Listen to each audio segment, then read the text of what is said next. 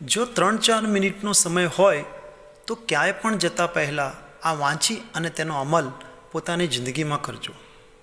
છેલ્લે સુધી વાંચી અને ખૂબ જ સમજવા જેવી વાત છે, તો પસંદ પડે તો દરેક લોકો સાથે શેર પણ કરી શકો છો. એક નાનકડો બાળક હતો. તે ધીમે ધીમે સમજણો થયો. એ બાળકને કેરીનું ઝાડ ખૂબ જ ગમતું. કાયમ નવરો પડે કે તરત જ તે આંબા પાસે પહોંચી જતો અને આંબા પર ચડી અને જાતે તોડીને કેરી ખાય. અને જ્યારે તે રમીને થાકી જાય એટલે આંબાની ઘટાદાર છાયામાં સૂઈ જતો. હવે તો જાણે આ નિત્ય ક્રિયા બની ગઈ હતી. દરરોજ તે નવરો થઈ ને તરત જ આંબા પાસે આવે, કેરી ખાય, રમે અને થાકે એટલે આંબાના છાયામાં જ સૂઈ જાય.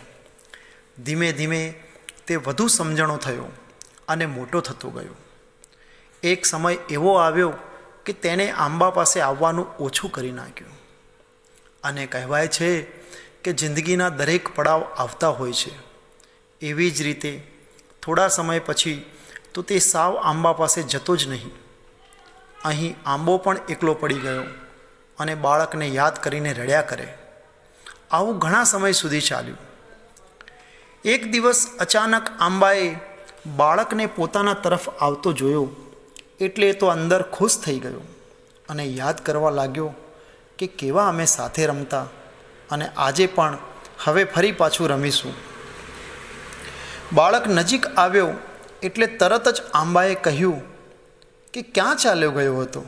હું તો રોજ તને યાદ કરી રહ્યો હતો અને એક પણ દિવસ એવો નહીં હોય કે મેં તને યાદ ન કર્યો હોય.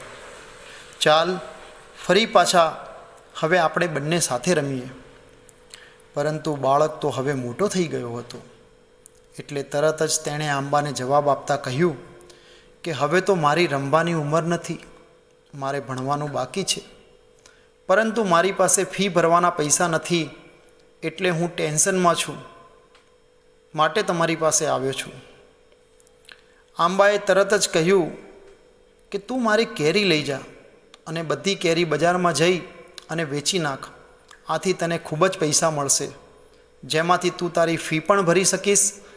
બાળકને પણ આ વિચાર સારો લાગ્યો એટલે તરત જ કેરીઓ ઉતારી લીધી અને ત્યાંથી જતો રહ્યો. થોડા સમય પછી આંબો રાહ જોઈ રહ્યો હતો, પરંતુ ફરીથી તે ત્યાં આવ્યો જ નહીં.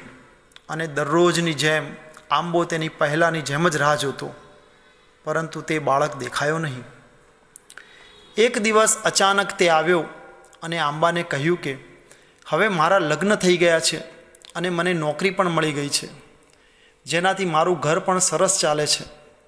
પરંતુ મારે હવે પોતાનું ઘર બનાવવું છે અને મારી પાસે પૈસા નથી. આંબાએ કહ્યું, તું જરા પણ ચિંતા ન કરતો, મારી બધી ડાળીઓ કાપીને લઈ જા અને એમાંથી જ તારું ઘર બનાવી નાખ.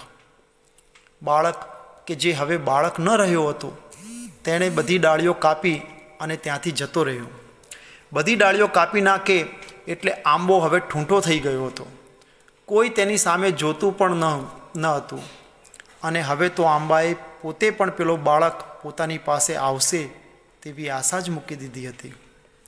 એવામાં એક દિવસ એક ઘરડો માણસ ત્યાં આવ્યો અને આંબાએ આશ્ચર્ય સાથે તે માણસને પૂછ્યું, તમે કોણ છો? એટલામાં જ તે માણસે જવાબ આપ્યો કે કદાચ તમે મને નહીં ઓળખો, પરંતુ હું એ જ બાળક છું જે વારંવાર તમારી પાસે આવતો અને તમે એને કાયમને માટે મદદ કરતા. આંબાએ વાત સાંભળીને ખૂબ જ દુઃખ સાથે કહ્યું કે બેટા, તારી વાત સાચી છે, પણ મારી પાસે હવે એવું કંઈ જ નથી કે હું તને આપી શકું. આંબો આટલું બોલ્યો એટલે ઘરડા માણસના આંખમાં આંસુ આવી ગયા અને તેને કહ્યું કે હું આજે કંઈ જ લેવા નથી આવ્યો. આજે તો મારે તમારી સાથે રમવું છે, તમારા ખોળામાં માથું મૂકીને સૂઈ જવું છે. આટલું કહીને રડતા રડતા તે આંબાને ભેટી પડ્યો અને ત્યાં રહેલા આંબાની સુકાયેલી દળોમાં પણ જાણે નવા અંકુર ફૂટ્યા. મિત્રો, અહીં આંબાનું વૃક્ષ એ આપણા માતા પિતા જેવું છે. જ્યારે આપણે નાના હતા ત્યારે તેમની સાથે રમવા આપણને ખૂબ જ ગમતું અને જેમ જેમ મોટા થતા ગયા તેમ તેમ આપણે તેમનાથી દૂર થતા ગયા. અને જ્યારે કોઈ પણ જરૂરિયાત ઊભી થઈ અથવા તો કોઈ સમસ્યા આવી પડી ત્યારે જ આપણે તેને યાદ કરી અને તેની નજીક ગયા.